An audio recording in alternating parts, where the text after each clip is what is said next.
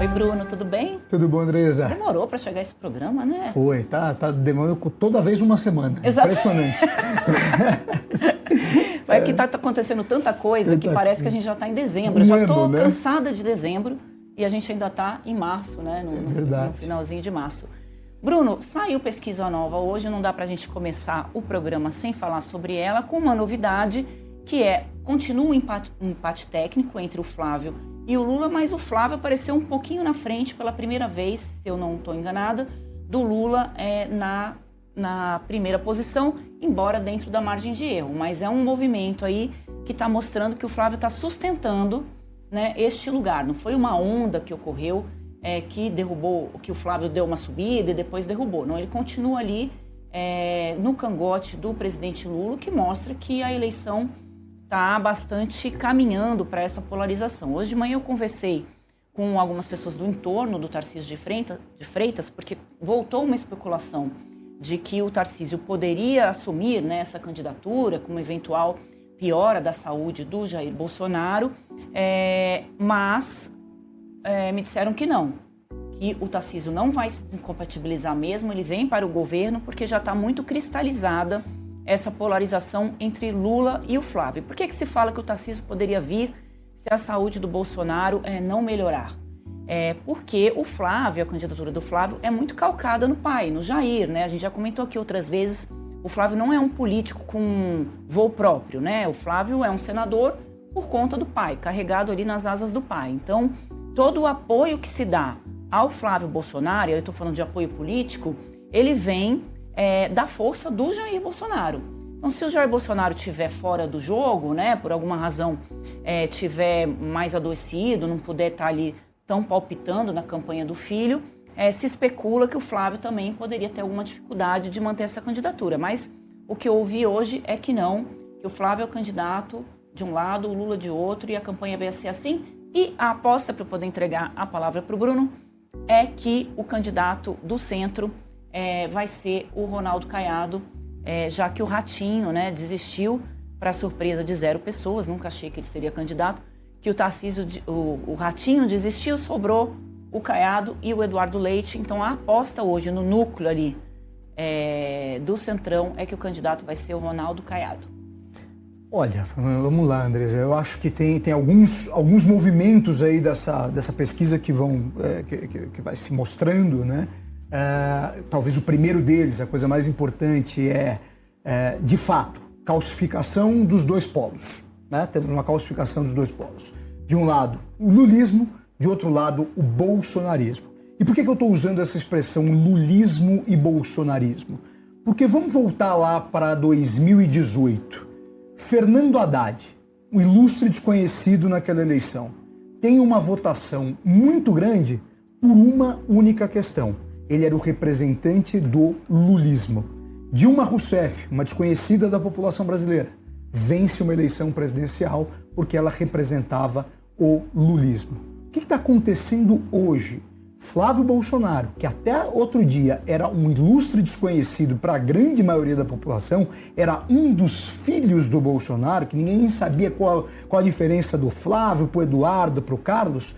Esse sujeito, Flávio Bolsonaro, senador da República, vira o representante do bolsonarismo.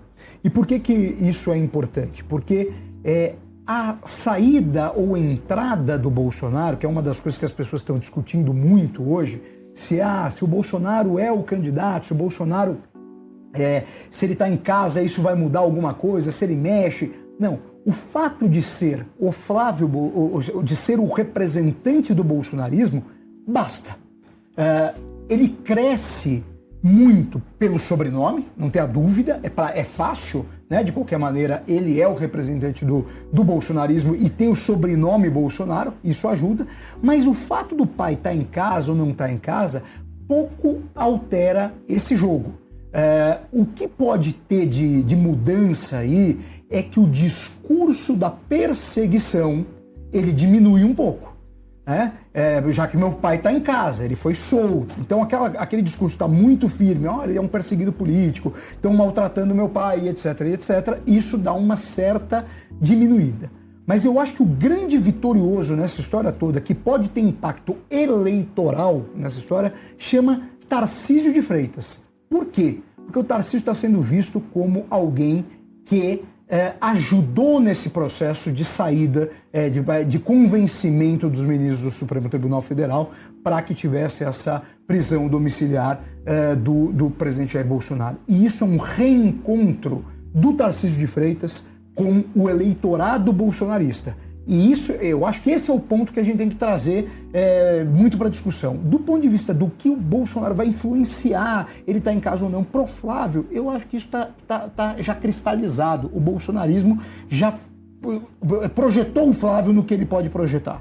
E a gente está voltando para o cenário de 2022. De um lado Lula, de outro lado Bolsonaro, e agora vai ser uma disputa por esse votinho ali do rame-rame, do centro. Quem rouba de quem?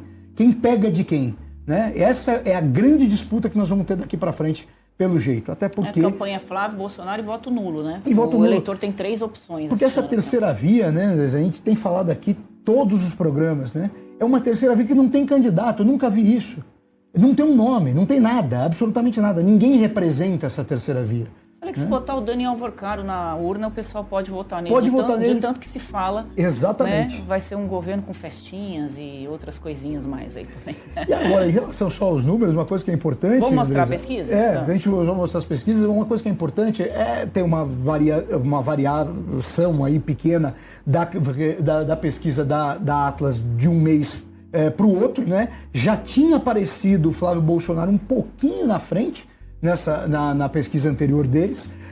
Isso continua, segue. A Paraná Pesquisas deu um cenário muito parecido com a da Atlas, e as outras duas pesquisas, eu estou dizendo os institutos hoje que mais divulgam, né? A Quest e a Real Time Big Data deram um pouquinho na frente o Lula, mas o fato é empate absoluto.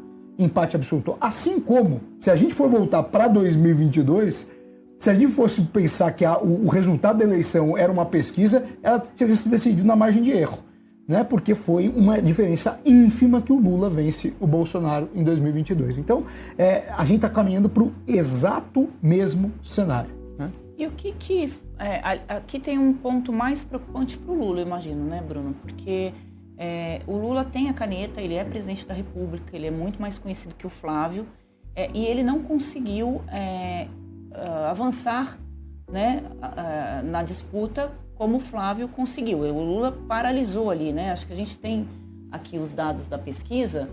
Essa é a segunda turno. Esses são os enfrentamentos, né? Os dos segundos turnos. Ó, Maria, se você puder só voltar um pouquinho a outra tela, que eu queria ver aquela curvinha aqui, né? A gente vê que, na verdade, o Lula começou lá em cima, que é um recall, é claro, ele é o presidente da República, vai descendo e depois ele paralisa ali, né? Nos 46, né? O Flávio... 46, é isso. E o Flávio é que vai tendo ali uma subida, né? Por que o Lula não está conseguindo... Por que ele empacou? A coisa é simples, Andresa. Porque o governo é rejeitado pela população. A coisa muito simples. O governo Lula prometeu uma retomada de vida para as pessoas.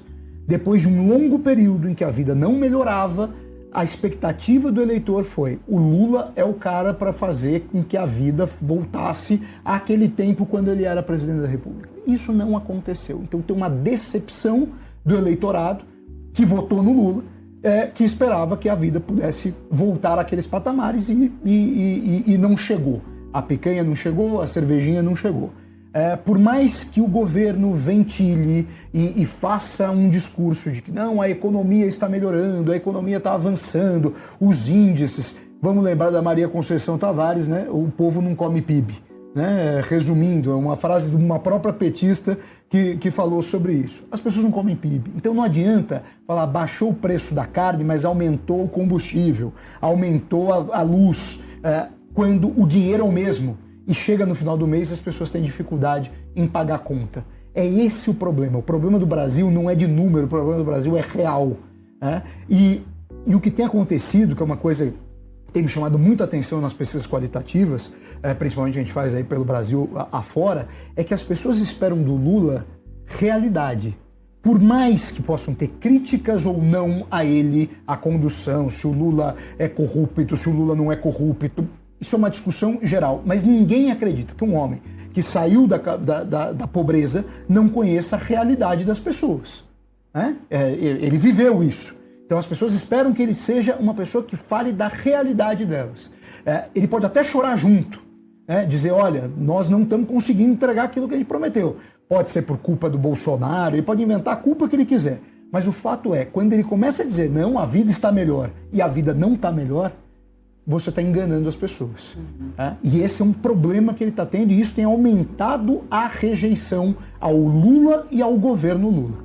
Como se ele tivesse perdido a sensibilidade do que realmente está acontecendo. É a realidade. Agora, o governo fez bastante medidas, principalmente agora na reta final, mas populistas, digamos.